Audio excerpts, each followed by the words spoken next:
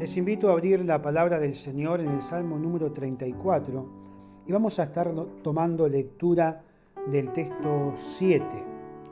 Dice la palabra: el ángel de Jehová acampa alrededor de los que le temen y los defiende. Es una expresión interesante esta que hace el rey David, ¿no es cierto? Ahora, lo que tenemos que preguntarnos es: ¿qué es este ángel de Jehová? Que va a aparecer, si usted ha mirado todo el panorama del Antiguo Testamento, va a aparecer varias veces allí. Es un ángel, por lo menos en lo que nosotros podemos ver y podemos deducir en primer lugar, que es un ángel muy especial, ¿no es cierto? Porque dice el ángel, no dice un ángel. A veces dice y aparece un ángel, pero acá no. Acá dice el ángel y específicamente menciona el ángel de Jehová. Ahora, todos los ángeles de alguna manera son mensajeros, ¿no es cierto? Pero este es más que un mensajero.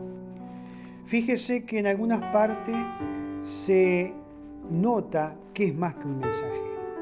Por ejemplo, en el libro de los Jueces, que nos va a aclarar algo acerca de esto, allí todos nosotros conocemos la historia en ese momento del pueblo de Israel y allí aparece un hombre, Gedeón. Y Gedeón está viviendo un momento muy difícil allí en su tierra. ¿Por qué? Bueno, porque los enemigos se llevaban las cosechas. ¿Qué hacían? Esperaban que tengan las cosechas y ellos venían y se llevaban todas las cosechas y realmente lo dejaba el pueblo allí con hambre, ¿no? Y entonces, ¿qué hace Gedeón? Se mete en un lagar, dice la Biblia. Es un lugar amplio, grande, allí, y se mete. ¿Y qué está haciendo allí, en el fondo de ese lugar? Donde nadie lo ve, está moliendo grano. Allí está él. Es decir, de alguna manera está defendiendo lo poco que tiene en ese momento. Y dice la palabra que en esa situación y en esa circunstancia aparece y dice el ángel de Jehová. Y el ángel de Jehová le dice que tiene que salir a la lucha. Y entonces le dice: ve con esta la fuerza que tienes y salvarás a Israel de las manos de los madianitas, que era el pueblo que los estaba acosando en ese momento. Y le dice el ángel: te envío yo. Es un gesto de autoridad, ¿no es cierto? Te envío yo, no es que traigo un mensaje, sino que tengo autoridad y te estoy enviando. Y cuando uno sigue leyendo más adelante, dice: Jehová el Señor le dijo: ciertamente yo estaré contigo y derrotarás a los madianitas como un solo hombre. Allí en el libro de los Jueces, capítulo 6 y texto 16. Y acá se nota eso que es el ángel de Jehová, que está delante de él. Es la presencia visible de Dios, que se hacía presente en una forma, podemos decir, visible en la antigüedad. ¿Para qué? Para aquellos que en ese momento de angustia pudieran entender que Él estaba con ellos. Ahora, notablemente vemos que Gedeón dice: bueno, voy a hacer un sacrificio. Y entonces, ¿qué hace? Se para delante del ángel de Jehová y hace un sacrificio. Y dice que el ángel de Jehová quema el sacrificio, lo quema, hace un holocausto y desaparece. Allí en el capítulo 16, texto 19 en adelante del libro de los Jueces, ¿no? Y allí él entiende que ha estado en la presencia de Dios. Y entonces dice Gedeón: ay, Señor, que he visto al ángel de Jehová cara a cara. Allí en el texto 22. Ahora, el que conoce la historia de Israel sabe que Dios dijo que el que viera a Dios cara a cara muere. Y entonces el Señor le dice: pasa a ti, no tengas temor, no morirás, en el versículo 23 de ese capítulo 6 de Jueces, ¿no? Quiere decir que hay una presencia visible de Dios en el Antiguo Testamento donde se presenta en situaciones, podemos decir, claves de la vida de las personas. ¿Para qué? Para mostrarle físicamente que Dios está con ellos en ese momento. Nosotros ya no necesitamos esto, ¿no es cierto? El autor de Hebreos, cuando comienza Hebreos, dice: Dios, habiendo hablado en otro tiempo de muchas maneras a nuestros padres por los profetas, en este tiempo nos ha hablado por el Hijo. Y entonces, cuando nosotros llegamos a Cristo, todo esto es la figura de lo que va a pasar, ¿no es cierto? Pero acá se habla del amor de Dios por la gente que está en tribulación. que está presente y que se hace visible. Es decir, se hace visible en los lugares donde necesita hacerse visible. ¿Y cuándo es la primera vez que aparece en forma visible? Bueno, la primera vez que aparece en forma visible es cuando todos nosotros recordamos cuando Agar, la sierva de Abraham, todos recordamos ese momento, entra en crisis. ¿Se acuerdan? Allí en el capítulo 16 del libro de Génesis, del texto 1 al 16.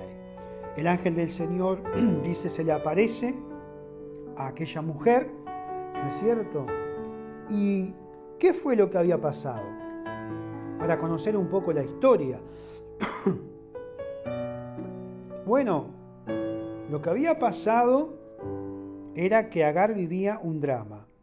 Era una esclava egipcia, no sabemos cuál es la historia, pero muchas veces en esos momentos, en esa época, habían cazadores de esclavos que encontraban a una mujer que de alguna manera se había alejado mucho de los campamentos y la tomaban prisionera y la vendían después a otro pueblo y la vendían como esclava. Esto era común en esa época. Y hay varios casos, si ustedes leen la Biblia, se va a encontrar con lo mismo. Pasa en la historia de Naamán, que tiene una sierva que había sido tomada como esclava, por ejemplo. Entonces, más o menos, ese era el panorama antiguamente en relación con estas personas y con la esclavitud, ¿no?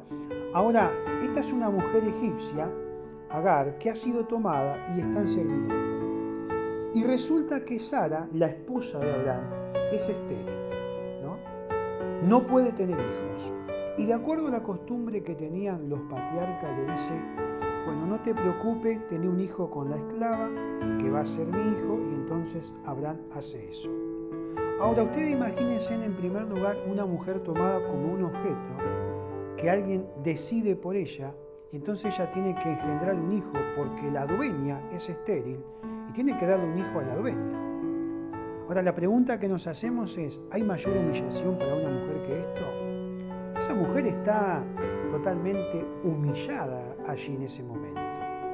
Y cuando queda embarazada y empieza a notarse su embarazo, entonces mira y toma su pequeña revancha, podemos decir, porque la mira con altanería a la dueña, como diciendo, bueno, yo pude quedar embarazada, vos no, ¿no? Y claro, la dueña, ¿qué hace? Empieza a hacerle la vida imposible, la maltrata, la humilla, hasta que se siente totalmente desamparada Agar.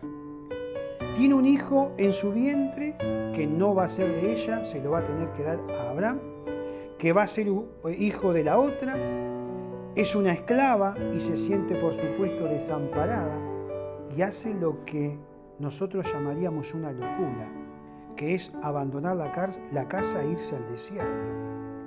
¿Y qué va a hacer una mujer sola, fíjese, con su embarazo en el desierto? ¿Qué va a hacer? Y entonces, ¿qué pasó en ese momento? Dice la Biblia que aparece el ángel de Jehová. Él ve la desolación de esta mujer. Es la primera vez en la Biblia que aparece. Entiende, podemos decir, el corazón de esta mujer. Lo entiende, como no lo entendió ninguno de los que estaban allí alrededor. ¿No es cierto? ¿Cuántos momentos de desolación vivimos en nuestra vida? Etapas, situaciones. Bueno, si hay alguien que puede ver claramente y entender tu vida, es el Señor, estimado. ¿Y qué le dice? Vuélvete a tu señora, le dice el ángel. Allí en el capítulo 16 de Génesis, texto 9, ¿no? Ponte sumisa bajo su mano. Y entonces en el texto 10 le dice, yo voy a darte un hijo que multiplicaré tanto su descendencia que no podrá ser contada a causa de la multitud. Porque, dice el texto 11, porque Jehová ha oído tu aflicción. Jehová ha oído tu aflicción. Es decir, va a ser un hijo tuyo, y va a ser descendencia tuya la que vas a tener. Claro, Agar estaba en el momento del desamparo total, ¿no es cierto? Había hecho una locura porque no aguantaba más lo que pasaba allí en la casa, y entonces Dios se acerca y se hace visible para esta mujer, para decirle que en el valle del desamparo está el Señor presente. Él está presente. Cuando uno sigue leyendo la segunda vez en que aparece el ángel de Jehová, allí vuelve a ser con Agar, ¿no? Agar tiene a su hijo Ismael. Y Sara, después de un tiempo, también tiene su hijo que es Isaac. Claro, Ismael es el mayor y hasta ese momento es el jefe del clan, porque era el hijo de Abraham. Pero ahora cuando llegó el hijo auténtico, el que vino por la madre, este quedó desplazado. Y empezó allí a haber problemas entre los chicos. Esto lo registra Génesis 21, del 8 al texto 21, ¿no? Y entonces el que se siente desplazado y el que se siente que recién llega. Y entonces Sara empieza a decirle a Abraham que la tiene que echar a ella y a su hijo. Y Abraham, claro, se resiste a hacer eso, ¿no? Y Dios le indica que lo haga allí en el texto 11 y 12 del capítulo 21 de Génesis. Porque Él tiene sus planes. Dios siempre, estimado, tiene sus planes. Y entonces Abraham, me imagino con mucha tristeza, le da un odre allí de agua, un pedazo de pan, y con el hijo y le dice: andate al desierto. Ella entra al desierto. Se le acaba el pan, se le acaba el agua, y el hijo comienza a llorar. ¿Por qué? Porque se está muriendo. Entonces pone al hijo lejos, dice la palabra, y se aleja para no ver cómo se muere su propio hijo. Y estimado, es en ese momento que hace eso. En ese momento dice la Biblia que aparece el ángel del Señor nuevamente. Allí aparece el ángel del Señor nuevamente. Es decir, Dios viene nuevamente a presentarse a su vida. Y le hace una pregunta y le dice: ¿qué tienes, Agar? Estimado, Dios siempre aparece en los momentos difíciles y críticos en nuestra vida. Y quizás nos hace la misma pregunta que le hizo en aquel momento a Agar: ¿qué tienes, Agar? Y el Señor le va a decir: no temas, porque Dios ha oído la voz del muchacho en donde está. Esa mujer que sentía que estaba en el valle de la sombra de la muerte y que se alejó para no ver morir a su hijo, iba a morir ella también, por supuesto, se encuentra con Dios que estaba allí presente en ese lugar del desamparo. Si usted sigue dando vueltas a las páginas de la Biblia, va a ver que Abraham fue probado en una forma tremenda más adelante. Le dice que entrega a su hijo en sacrificio. Este es Isaac, y lo tiene que llevar a entregarlo en sacrificio. Y va hacia el monte y lleva a su único hijo Isaac para ponerlo y sacrificarlo. Y está siendo probado la fe de él. Él tiene en su mano el cuchillo, el fuego, ata a su hijo al altar y ya levanta el cuchillo para matarlo, y aparece, dice la palabra, el ángel de Jehová. Y le dice: Abraham, Abraham, no extienda tu mano sobre el muchacho ni le hagas nada, porque yo conozco que temes a Dios, por cuanto no me rehusaste tu hijo, tu único Isaac. Es decir, Dios estuvo en el valle del desamparo. Estuvo en el valle de la sombra de muerte y ahora está en el valle de la prueba y está Dios allí presente. Cuando nosotros recordamos a Elías muchos años después, está en un imperio que se está cayendo a pedazos. Acab y su esposa Jezabel han traído a todos los Baales y han llenado de profeta de Baal la tierra. Y Jehová, dicen, hay que olvidarlo a Jehová. Ahora Dios es Baal. Y Elías se está hirviendo por dentro y Dios lo llama. Y lo envía ¿para qué? Para que ponga orden a ese pueblo. Y él va y desafía a todos los profetas de Baal. Sube al monte Carmelo para ver quién hace descender fuego del cielo. Los profetas de Baal hacen todo el esfuerzo posible para que Baal queme el holocausto, pero no lo quema. Cuando llega Elías, se para frente al holocausto y le echa agua arriba todavía, ¿no? Y después, ¿qué hace? Ora a Dios. Y dice la Biblia que el fuego quema todo y Elías se siente feliz. Se siente feliz porque, bueno, Dios mostró su poder y ahora ya nadie puede discutir quién es Dios. Y vuelve triunfante a Samaria. Y cuando llega, resulta que Jezabel le puso precio a su cabeza. El asunto sigue igual que antes. Y después del tremendo esfuerzo, de eso, tremenda tensión, Elías empieza a escaparse para el desierto y se escapa. Y hay un momento donde él hace una oración después de haber caminado un día, que es: Señor, quítame la vida, no soy yo mejor que mis padres. Pero estado sentado debajo de un enebro, dice la palabra, deseando morirse, haciendo esta oración, dice que aparece el ángel de Jehová. Aparece el ángel del Señor y le dice: levántate y come. Y ahí hay una torta puesta sobre las ascuas y una vasija de agua, come y duerme. Y el sueño es interrumpido y el ángel de Jehová lo sacude nuevamente y le dice: despiértate. ¿Por qué? Come y bebe. Nuevamente te espera un largo camino. Él estaba en el valle total del desaliento y el ángel del Señor vino para darle aliento. Y siguió huyendo y llegó a una cueva, y en la cueva, cuando se refugió allí, se acercó Dios y le dijo: ¿dónde estás, Elías? Y tiene ese diálogo, ¿no?, con Dios que hace que vuelva.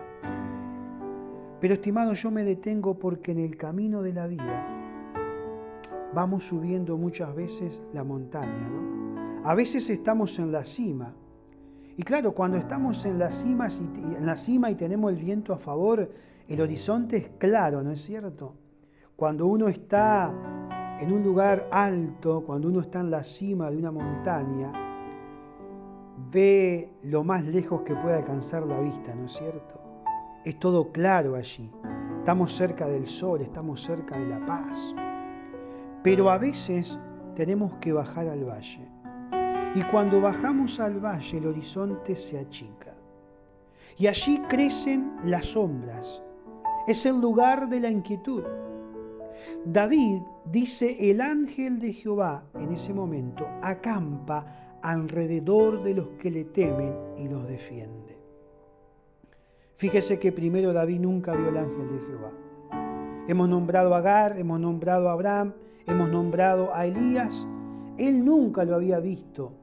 Pero fíjese que él percibe la presencia de Dios. De todos los hombres, yo creo, del Antiguo Testamento, tal vez es el que más profundamente percibía la presencia de Dios.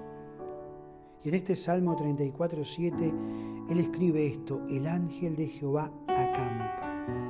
Aunque yo no lo haya visto nunca, en todo el momento de mi angustia que pasé, experimentado que el ángel de Jehová acampa alrededor. Ahora, esto de acampar alrededor es interesante, ¿no es cierto? Porque si yo voy a acampar a algún lugar, no puedo acampar alrededor, acampo en un lugar. Pero cuando dice alrededor, uno piensa, bueno, Él viene con sus huestes para cuidarnos, y lo que siente David de pronto es que Dios está formando un círculo alrededor de él para protegerlo en ese momento. Él percibe la presencia de Dios. Los otros vieron la presencia de Dios, ¿no? Pero David ya no necesitaba esa percepción, porque tenía la suficiente madurez espiritual como para entenderlo sin necesidad de ver nada. Y entonces percibía eso espiritualmente. Y, estimados, nosotros tenemos que percibir eso espiritualmente. Ya no esperemos que baje el ángel de Jehová alrededor nuestro. Nosotros tenemos que saber que el Señor Jesucristo, la obra que Él hizo en la cruz del Calvario, nos abrió el camino hacia el Padre y nos abrió esta defensa permanente de Dios con nosotros. Yo estoy con vosotros todos los días hasta el fin del mundo, dice la palabra. Y cuando yo leo esto, digo, ese es el ángel de Jehová para mí. Es la presencia de Dios con nosotros permanentemente. Y Dios, ese Dios didáctico del Antiguo Testamento que le va enseñando a los hombres quién es Él, por medio de figuras, busca en esa época mostrarle a esos también a través del ángel de Jehová, para que también nosotros, de este lado ahora, de la cruz, podemos entender que vamos a tener que pasar valles de desamparo, que vamos a tener que pasar por valles de sombras de muerte, que vamos a tener que pasar por valles de pruebas, que vamos a tener que pasar por valles de desaliento, que los creyentes también pasamos por todo eso. ¿Y cuál es la diferencia entonces entre un cristiano y alguien que no es cristiano? Es que justamente el cristiano tiene la presencia del Señor con él. Cuando tiene que pasar por todos esos lugares que muchas veces no queremos, el ángel de Jehová acampa. Acampa es, o acampar es detenerse, es decir, yo me quedo acá en el valle, hasta que salga voy a estar acá contigo. Acampa alrededor. No vas a recibir ataques ni de atrás, ni de adelante, ni del costado. ¿Por qué? Porque yo estoy cuidándote y yo te defiendo. Ahora es muy importante que hay una condición. Dice la palabra, el ángel de Jehová acampa alrededor de los que le temen, de los que tienen temor de Dios, reverencia del Señor. Esa es la gran condición. Si alguien es temeroso del Señor, está entregado a Él y lo respeta, entonces, estimado, puede tener la seguridad de que el ángel del Señor acampa alrededor y lo defiende. Es una gran descripción con una muy clara condición, que nuestra vida esté abierta en temor al Señor. Tanto Agar, Abraham y Elías y nosotros necesitamos de esa presencia, y esa presencia está siempre con nosotros. Estimado, si estás pasando por un valle, no interesa cuál es el valle, si es el valle de desamparo, o si es el valle de la sombra de muerte, o si es el valle de la prueba, o si es el valle del desaliento. El Señor está acompañándote, está alrededor tuyo y te defiende. El Señor está allí con nosotros siempre. Yo estoy con vosotros hasta el fin del mundo, hasta el fin de los tiempos. Por eso podemos continuar caminando a pesar de todos los valles que muchas veces tenemos que transitar en nuestra vida de fe y en nuestra vida cristiana. El Señor nos acompaña. Que nuestro buen Dios les continúe bendiciendo y que cada día de nuestra vida podamos anhelar permanentemente esa presencia que está allí, que está presente todos los días de nuestra existencia. Que Dios les bendiga muy, pero muy ricamente.